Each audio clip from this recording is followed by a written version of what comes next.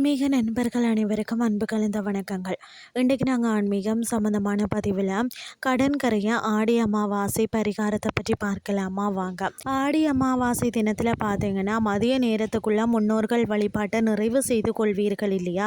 முன்னோர்களுக்கு திதி தர்ப்பணம் படையல் வழிபாட்டை எல்லாம் மன நிறைவோடு முடிச்சிட்டு அடுத்த நாள் மாலை பார்த்தீங்கன்னா இந்த தாந்திரீக பரிகாரத்தை செய்தால் போதுமானது.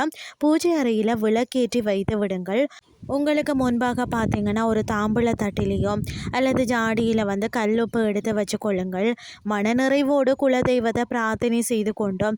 2 உள்ளங்கையிலையும் கல்லுப்பை அள்ளி எடுத்துக்கொள்ளணும். கல்லுப்பை இறுக்கமாக 2 கைகளையும் வச்சு மூடிக்கொள்ளுங்கள்.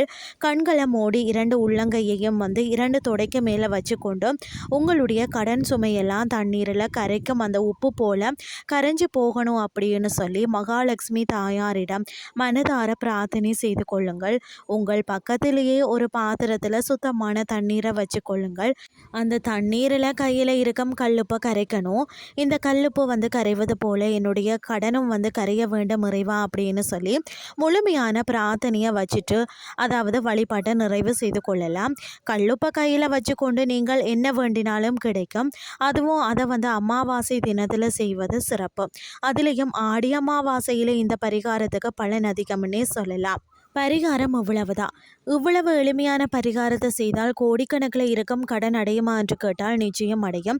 நம்பிக்கையோடு பரிகாரத்தை செய்கிறவங்களுக்கு அதே போல் செல்வ வளம் அதிகரிக்க வேண்டும் என்றால் அதாவது அன்றைய தினம் பார்த்திங்கன்னா ஒரு நல்ல விஷயத்தை வசியம் செய்யக்கூடிய சக்தியானது வசம்புக்கு இருக்கிறது.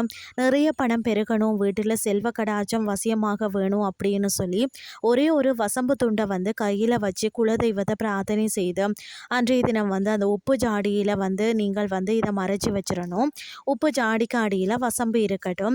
மேலே கல்லுப்பை கொட்டி வச்சுட்டு நீங்கள் சமையலுக்கு பயன்படுத்தலாம். உப்பு தீர தீர அந்த ஜாடியில் உப்பை சேர்த்து கொள்ளலாம். வருடத்துக்கு ஒரு முறை அந்த பழைய வசம்பை மாற்றினாலும் போதும். ஆடி அமாவாசை தினத்தன்று இந்த வசம்பு கல்லுப்பை ஜாடியில் வைப்பது அத்தனை சிறப்புன்னே சொல்லலாம். கல்லூப்பில் வசம்பு துண்டு இருந்தால் பணவசியம் ஏற்படும் என்பது நம்பிக்கை. மேலும் சொன்ன ஆன்மீகம் சார்ந்த இந்த 2 தாந்திரீக பரிகாரங்களையும் நம்பிக்கை இருக்கிறவங்க செய்து பலன் அடையலாம்னு சொல்லி கூறிக்கொண்டோம். இன்றைய ஆன்மீகம் சார்ந்த பதிவை நிறைவு செய்து கொள்கிறேன். இதே மாதிரி மற்றொரு ஆன்மீகம் சார்ந்த பதிவோடு உங்களை சந்திக்கிறேன். நன்றி.